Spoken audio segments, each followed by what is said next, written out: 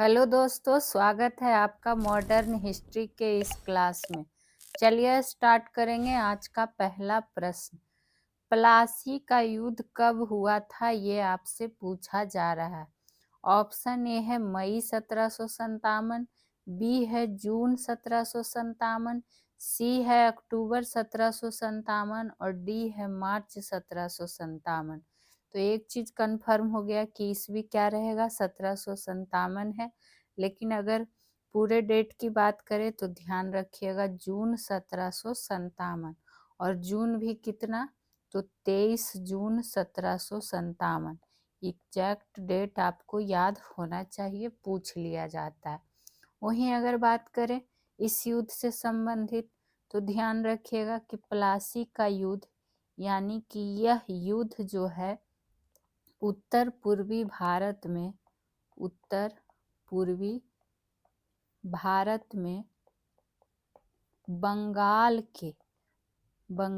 के मुर्शिदाबाद के पास, कहाँ, तो बंगाल के मुर्शिदाबाद के पास स्थान का नाम पूछ सकता है। तो प्लासी नामक स्थान पर क्या हुआ था, ये युद्ध लड़ा गया था। कौन सा युद्ध, तो प्लासी का युद्ध। तो ये एक पॉइंट इसमें लिख लेना है। वहीं बात करें किसके किसके बीच ये युद्ध हुआ था, तो ब्रिटिश इंडिया, इस तरह से लिख लीजिएगा कि ब्रिटिश ईस्ट इंडिया कंपनी की सेना और उसमें अंग्रेज का नाम आपको क्या ध्यान रख लेना है, रॉबर्ट क्लाइव, जिसने इसका क्या किया था, नेतृत्व किया था ब्रिटिश ईस्ट इंडिया कंपनी की तरफ से। और किसके बीच ये युद्ध हुआ था, तो ध्यान रखिएगा कि बंगाल का नवाब की बात करेंगे, सिराजुद्दौला के बीच ये युद्ध हुआ था। जिसमें अगर बात करें कि जीत किसकी हो गई थी, तो जीत हो गई थी रॉबर्ट क्लाइव की जीत हो गई थी और सिराजुद्दौला का हार हो गया था। चूंकि मीर जाफर क्या कर दिया था, गद्दारी कर दिया था सिराजुद्दौला के साथ, और इसीलिए इसकी क्या हो गई, अंग्रेजों की जीत हो गई। वहीं बात करें प्लासी के युद्ध के बाद ही मीर जाफर को क्या कर दिया गया था, बंगाल का नवाब बना दिया गया था। ये बात भी आप क्या करेंगे, ध्यान में रख लीजिएगा, चूंकि पूछ लिया जाता है। ठीक, हालांकि ये एक अंग्रेजों का हाथ का क्या होकर रह गया था, कठपुतली ही। चलिए दूसरा नंबर प्रश्न को देख लेते हैं। सम्राट जेम्स प्रथम ने कैप्टन हॉकिंस को किस मुगल शासक के दरबार में भेजा था? ये प्रश्न कई बार कई सारे एग्जाम में पूछा भी गया है। तो ध्यान रखिएगा ये जहांगीर के, तो ऑप्शन नंबर बी होगा इसका राइट आंसर। आपको ये भी ध्यान रखा है किसने, तो जेम्स प्रथम। किसको, तो कैप्टन हॉकिंस को। और किसके शासन काल में, तो जहांगीर के शासन काल में। ठीक, कब भेजा था, तो ये भी ध्यान रखिएगा कि इस तरह से कि 1608 में मुगल बादशाह के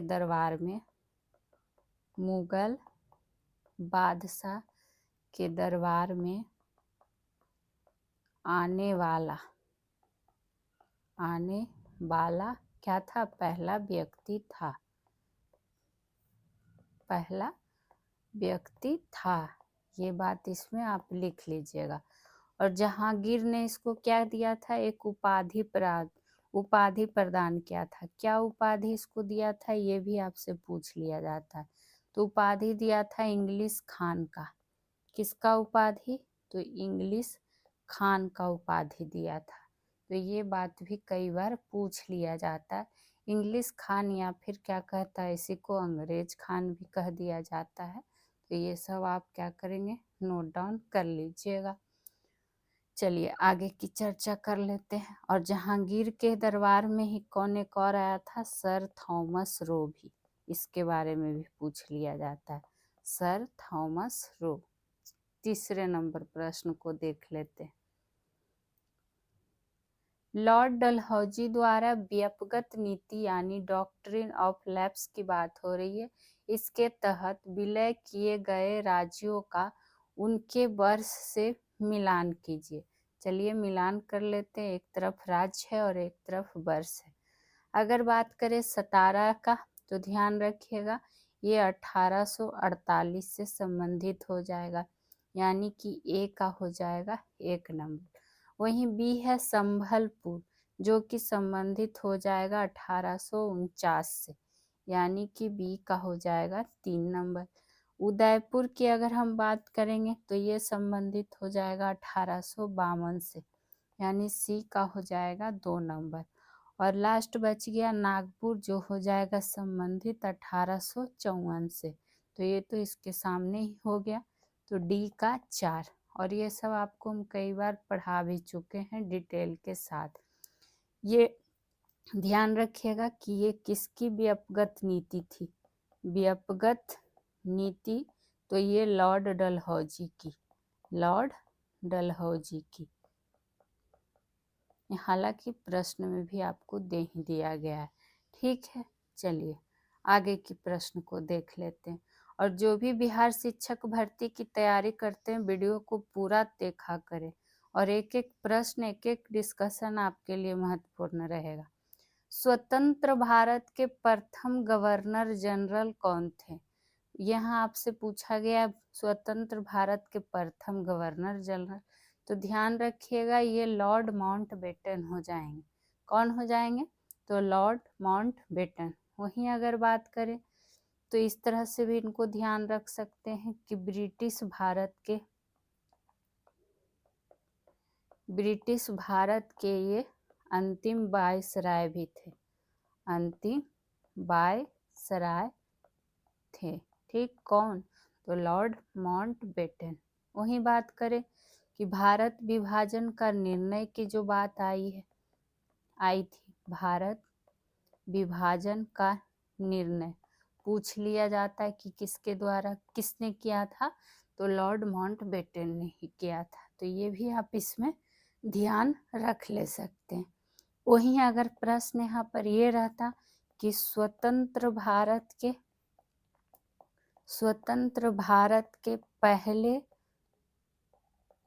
भारतीय, यानी कि जब भारतीय लगा दे तो भारतीय गवर्नर जनरल कौन थे, तब इसका आंसर क्या हो जाएगा? तब ध्यान रखना है सी राजगोपालाचारी, राजगोपालाचारी। तो बस एक अंतर हो जाता है कि भारतीय जब लग जाएगा तो राजगोपालाचारी जी हो जाएंगे। आगे की बात कर लेते हैं। वर्नाक्यूलर प्रेस अधिनियम किस वर्ष में पारित किया गया था?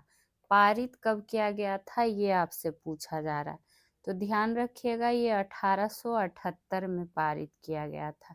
ठीक, वहीं बात करें वर्नाक्यूलर प्रेस एक्ट को क्या कहा जाता था? गैगिंग एक्ट भी कहा गया है। कौन सा एक्ट? तो गैगिंग एक्ट के रूप में भी जाना जाता है। और एक एक प्रश्न ऐसा है जो पूछा जा चुका है, तो उससे संबंधित और क्या प्रश्न बन सकते हैं वो आपको बता दिया जाता है।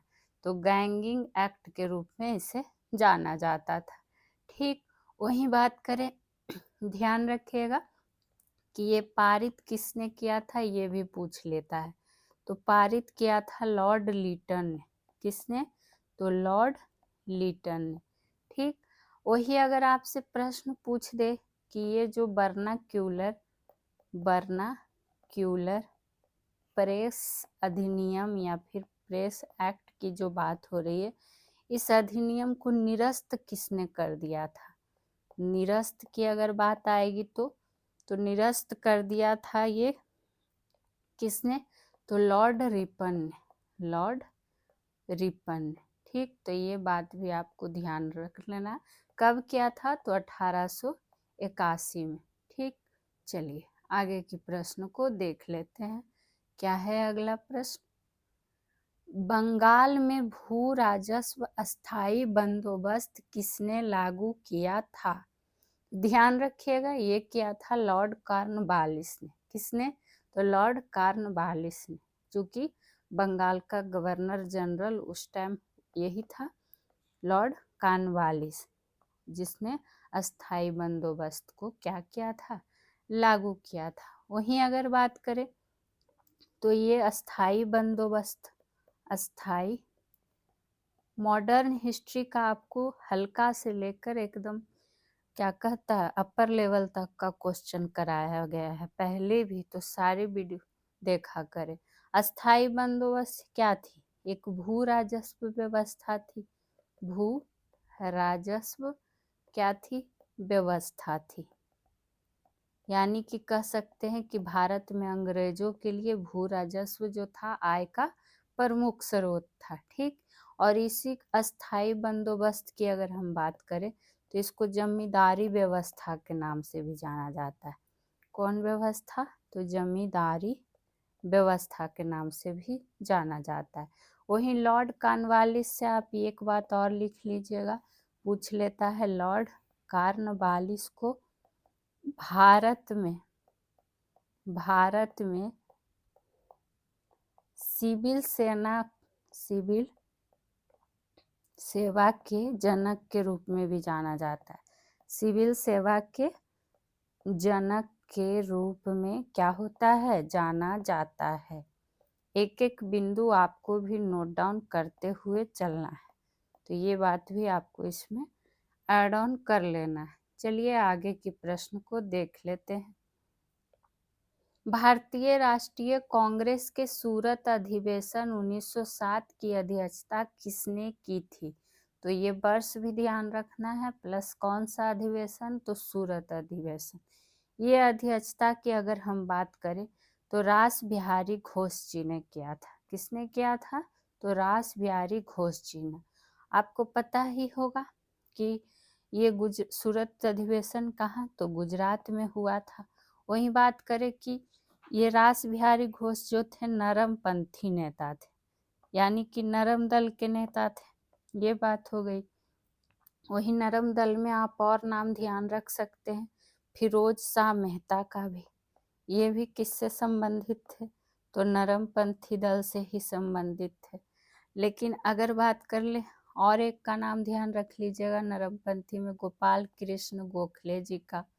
गोपाल कृष्ण गोखले जी का। ठीक, लेकिन अगर वही बात रहे गरम दल की, यानी कि गरमपंथी नेता में कौन कौन हो जाएंगे, तो ये आपको बताया भी गया है कि लाल बाल पाल, यानी कि बाल गंगाधर तिलक जी। बाल गंगाधर तिलक थे। लाला लाजपत राय, लाला लाजपत राय, और क्या कहता है? बिपिन चंद्र पाल, बिपिन चंद्र पाल। ठीक, चूंकि ये सब क्या कर रहे थे? आक्रामक तरीकों से पूर्ण स्वराज की मांग कर रहे थे। चलिए 8वें नंबर प्रश्न पे बढ़ जाते हैं।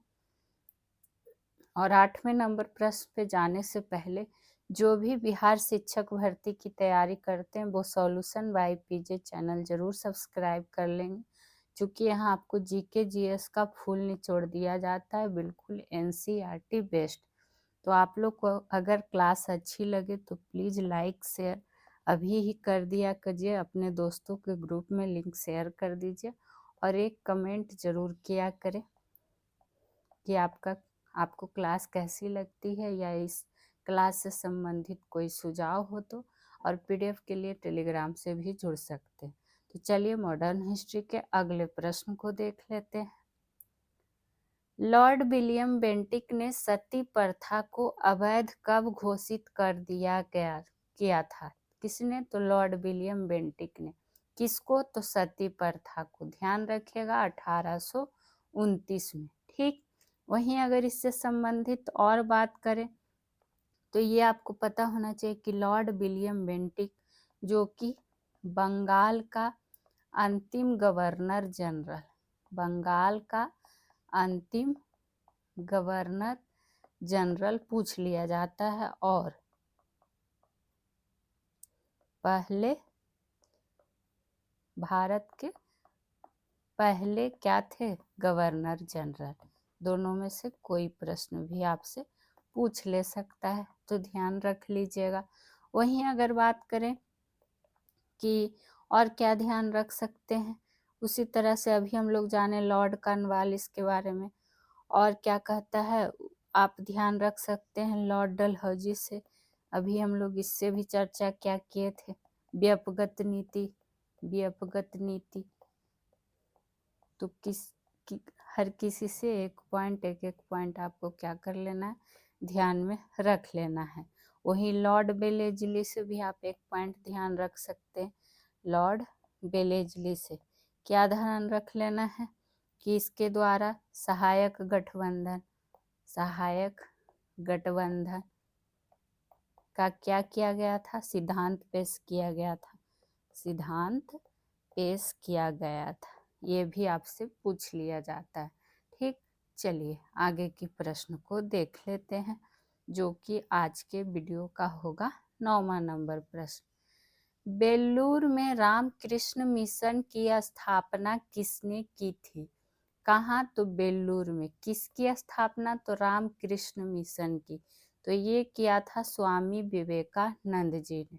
ठीक, तो ये बात आपको क्या करना है, ध्यान में रख लेना है। वही बात करें कि विवेकानंद का पूछ लिया जाता है कि विवेकानंद का मूल नाम क्या था? मूल नाम, तो मूल नाम इनका था नरेंद्रनाथ दत्त। ठीक, ये बात हो गई।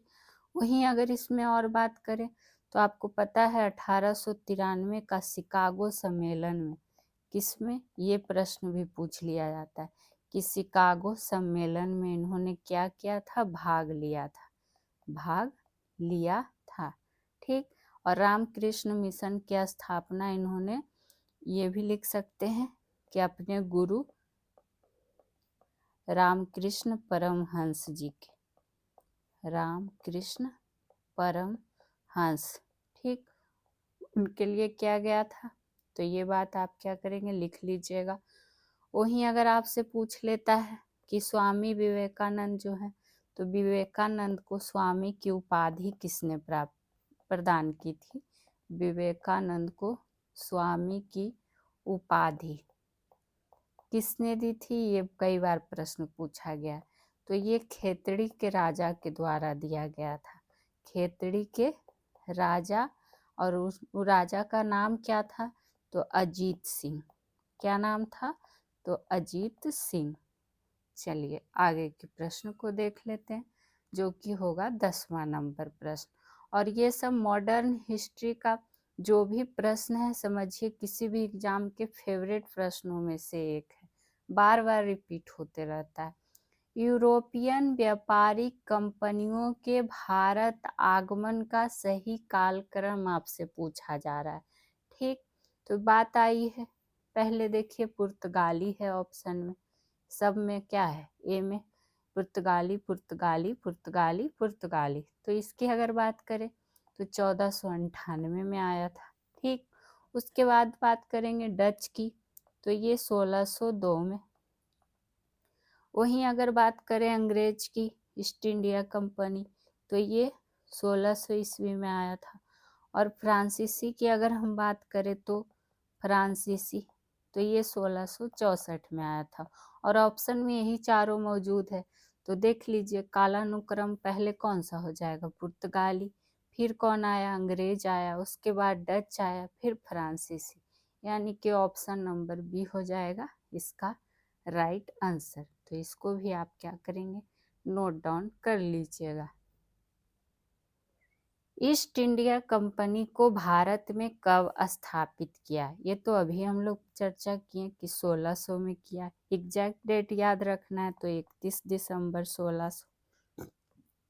ठीक है, वही बात करें अगर, तो आप ध्यान रख सकते हैं कि 1613 में सूरत में, कहाँ? तो सूरत में ईस्ट इंडिया कंपनी का क्या हुआ, एक अस्थाई कारखाना स्थापित किया गया था, स्थापित किया गया था। ये बात हो गई। वहीं और आप इसमें ये ध्यान रख सकते हैं कि 1616 में कंपनी ने यानी ईस्ट इंडिया कंपनी ने मसूलीपट्टनम में, कहाँ, तो मसूलीपट्टनम में दक्षिण में अपना क्या किया, पहला कारखाना स्थापित किया। पहला कारखाना क्या क्या था, स्थापित किया था। तो जो भी एक प्रश्न से संबंधित और प्रश्न आपसे पूछ लिया जा सकता है वो आपको यहाँ पर करवा दिया जाता है। 12 नंबर पे देख लेते हैं। भारत में पुर्तगाली बस्तियों का प्रथम वाइसराय कौन था? तो ध्यान रखिएगा इनमें से कौन सा हो जाएगा, इनमें से हो जाएगा फ्रांसिस्को डी अल्मीडा। वहीं वास्को डी गामा की बात करें तो आपको पता है 1498 में ये भारत आया था कालीकट के तट पर। ये सब तो हम लोग कई बार डिटेल में भी कर चुके हैं। रही बात इस क्वेश्चन के आंसर, तो फ्रांसिस्को डी अल्मीडा हो जाएगा। ठीक, वहीं बात करें फ्रांसिस्को डी अल्मीडा से आप ध्यान रखिएगा इसकी एक ब्लू वाटर पॉलिसी पूछ लिया जाता है। ये किसकी नीति थी? तो फ्रांसिस्को डी अल्मीडा की, यानी कि इसको कह सकते हैं शांत जल नीति, शांत जल नीति। ठीक, ये बात आपको ध्यान रखिएगा। और इसने सेंट एंजलो, कौन सा एंजलो? तो सेंट एंजलो किला का निर्माण भी शुरू कराया था। किला का निर्माण क्या किया था? शुरू करवाया था। किसने? तो फ्रांसिस्को डी अल्मेडा ने। चलिए आगे के प्रश्न को देख लेते हैं। भारत के प्रथम स्वतंत्रता संग्राम का मुख्य तात्कालिक कारण क्या था? बताइए। ये 1857 से संबंधित प्रश्न आ गया है और इतना बार आपको करा चुके हैं कि इसमें क्या डिटेल ही दे। आप लोग जो भी रेगुलर क्लास करते होंगे उनको पता ही होगा। तो अगर इसके आंसर की बात करें तो क्या हो जाएगा? नई राइफल्स के कारतूसों में गाय और सुअर की चर्बी का प्रयोग, यही क्या था? तात्कालिक कारण था। वहीं आपको पता है 1857 की क्रांति जो मेरठ से शुरुआत हुई थी, 10 मई 1857 से शुरुआत हुई थी।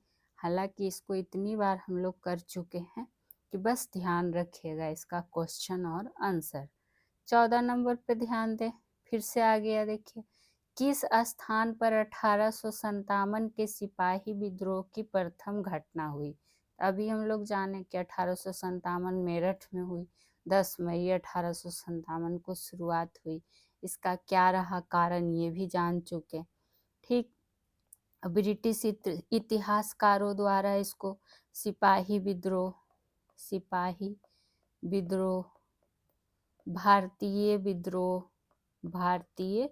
विद्रोह और क्या कहा गया? और इसको कहा गया 1857 का विद्रोह या फिर स्वतंत्रता का पहला युद्ध। ये सब इसी का नाम दिया गया है प्रमुख इतिहासकारों के द्वारा। ठीक, तो ये बात आप क्या करेंगे? ध्यान रखेंगे। वहीं 1857 के विद्रोह के मुख्य केंद्र की भी अगर हम बात कर ले तो केंद्र में जैसे दिल्ली, कानपुर हो गया, लखनऊ, झांसी और क्या कहता ये, और ये सब का नेतृत्व करता कौन थे ये भी पढ़ चुके हैं, झांसी, बिहार। ठीक, तो ये सब आप बस एक रिवीजन के तौर पे कर लीजिएगा। आगे के प्रश्न को देख लेते हैं। ये लीजिए, फिर से आ गया। चूंकि मॉडर्न हिस्ट्री का प्रश्न है तो मिलता ही रहेगा। निम्नलिखित में से कौन सा स्थान विद्रोही नेता युग्म सही सुमेलित नहीं है, पूछा जा रहा है। अभी हम लोग चर्चा किए थे ये सब का। अब देखना है कि कौन कहाँ से नेतृत्व किए थे। तो आपको पता है कानपुर से नाना साहेब ने ही किया था 1857 के विद्रोह का नेतृत्व। वहीं जगदीशपुर से दिया है तात्या टोपे, तो जो कि बिल्कुल गलत दिया हुआ है, क्योंकि कई बार ये आपको रटा रटाया है कि इसका नेतृत्वकर्ता कौन हो जाएंगे, कुंवर सिंह ने किया था। ठीक, जबकि वही तात्या टोपे की अगर हम बात करें, तात्या टोपे का, तो इन्होंने मुख्य रूप से कानपुर और क्या कहता है, इस तरह से लिखिएगा कि झांसी की रानी लक्ष्मीबाई के साथ मिलकर लड़े थे, या नेतृत्व कर साथ में थे, लक्ष्मीबाई के साथ लड़े थे। ठीक, तो इसलिए ये युग्म सही सुमेलित नहीं था। बाकी आपको पता है लखनऊ से बेगम हजरत महल ने ही नेतृत्व किया था, और फैजाबाद से क्या कहता है, मौलवी अहमदुल्ला शाह ने किया था। ठीक, तो ये बात भी आप क्या करेंगे, ध्यान में रख लेंगे। आगे की प्रश्न को देख लेते हैं। भारतीय राष्ट्रीय कांग्रेस का प्रथम अध्यक्ष कौन था? ये टॉपिक वाइज भी आपको करवा दिया गया है, प्लेलिस्ट बना हुआ है, जाके देख सकते हैं। तो अगर इसके बात करें भारतीय राष्ट्रीय कांग्रेस की, तो पता है इसकी स्थापना की, किसका गठन की या फिर स्थापना की 28 दिसंबर 1885 को हुआ था। कहाँ हुआ था? तो मुंबई में हुआ था। ठीक, और इसके पहले अध्यक्ष की बात आई है तो ये थे बोमेश चंद्र बनर्जी, WC बनर्जी। ठीक, और संस्थापक की अगर बात कर दे तो संस्थापक कौन हो जाएंगे, A.O. ह्यूम जी, एलन ऑक्टेवियन ह्यूम। तो ये बात भी ध्यान रख सकते हैं। वहीं अगर बात करें कि भारतीय राष्ट्रीय कांग्रेस, जिसको INC शॉर्ट फॉर्म में लिख देते हैं, कि इसकी स्थापना के समय भारत का वाइसराय कौन था? तो वो कौन था? Lord Dufferin. ठीक, यहाँ हमसे भारतीय राष्ट्रीय कांग्रेस का प्रथम अध्यक्ष पूछा गया था। तो ये बात, अब यहाँ पर एक प्रश्न आपके लिए है जिसका जवाब आपको देना है। अभी और भी प्रश्न हम लोग करने वाले हैं आगे।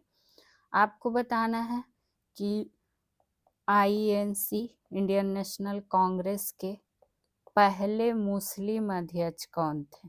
कई बार आपको बताए भी है।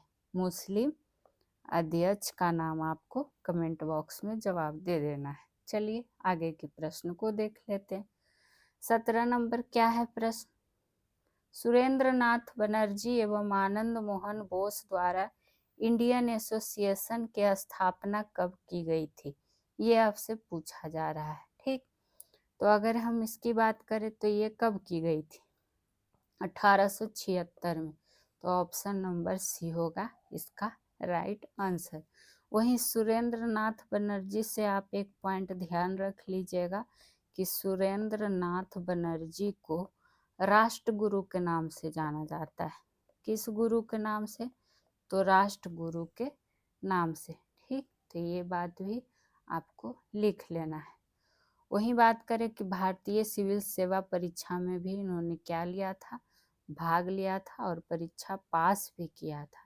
ये प्रश्न भी पूछ लिया जाता है। बाकी तो इंडियन नेशनल कांग्रेस से संबंधित अभी ही हम लोग जानकारी ले चुके हैं, और फिर से एक बार ये चैनल संबंधित जानकारी आ गई है, तो आप लोग एक बार इसको ज़रूर देख लीजिएगा और प्ले लिस्ट भी जाके चेक कर लीजिएगा, जहाँ आपको सारे विषय की क्लासेस डिटेल वाइज मिल जाएगी। तो प्लीज़ आप लोग से रिक्वेस्ट रहेगा कि सब्सक्राइब सॉल्यूशन बाय PJ कर लेंगे, साथ ही साथ क्लास को लाइक शेयर भी कर दिया करें और एक कमेंट ज़रूर किया करें।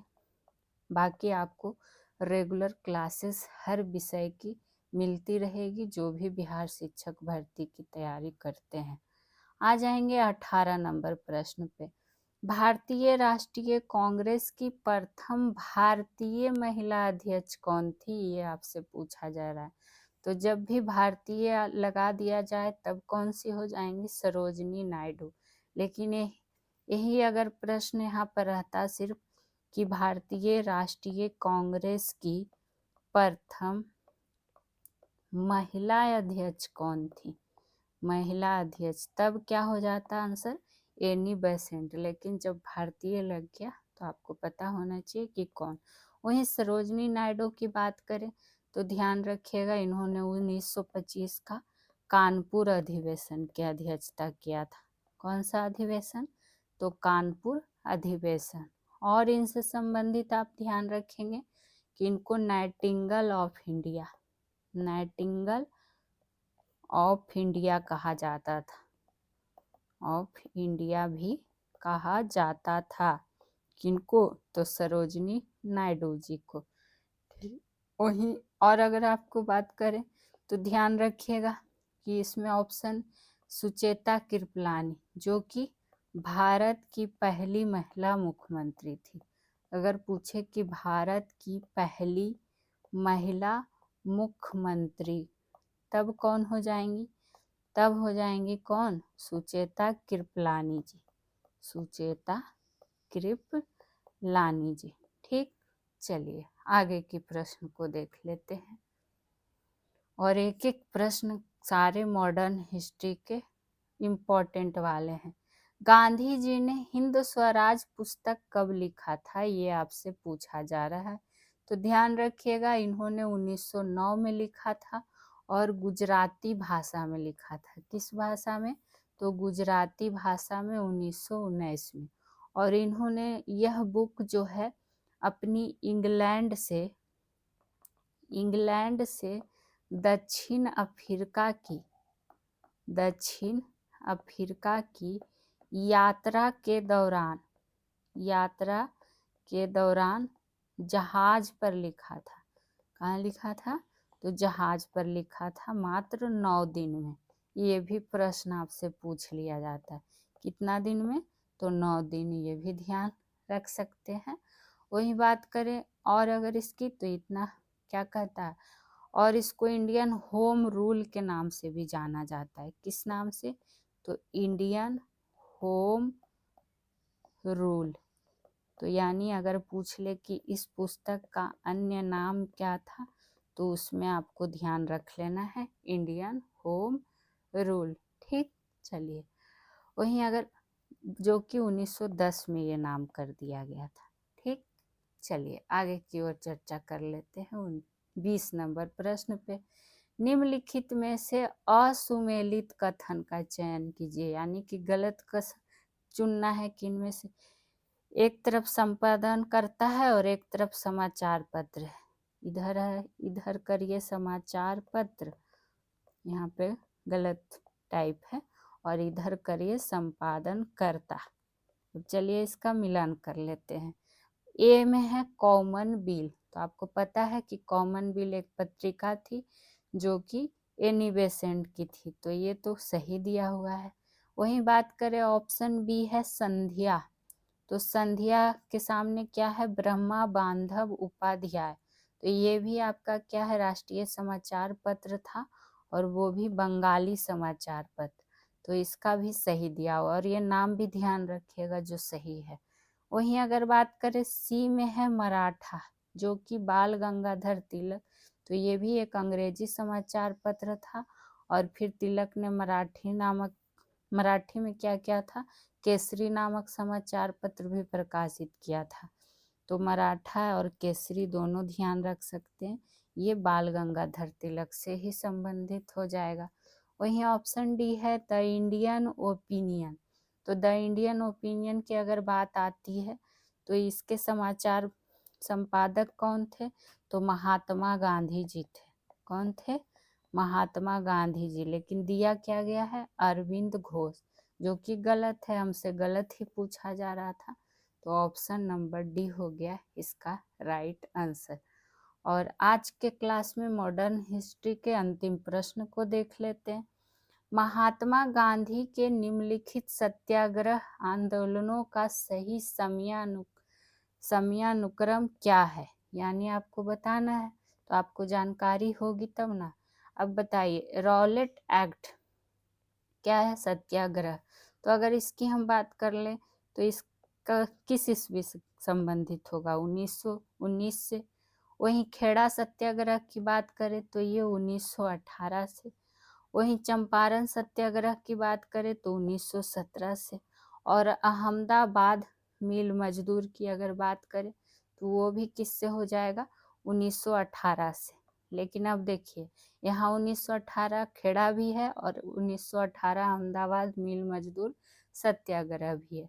तो आपको यहाँ पर पता होना चाहिए कि खेड़ा सत्याग्रह जो है मार्च 1918 की घटना थी, और अहमदाबाद मिल मजदूर सत्याग्रह जो है ये फरवरी 1900 घट।